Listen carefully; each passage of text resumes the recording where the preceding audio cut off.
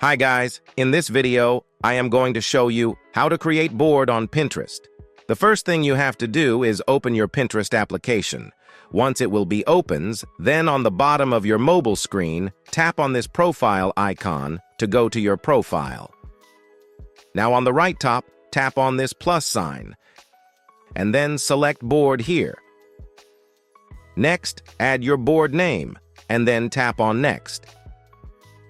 Now add pins to your board by tapping on this pin icon.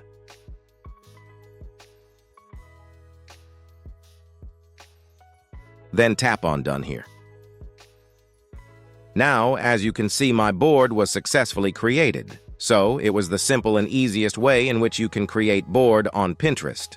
If you found this video useful, please show your support with a like. Your feedback is invaluable to us, so feel free to share your thoughts and suggestions in the comments section below. We're eager to hear from you.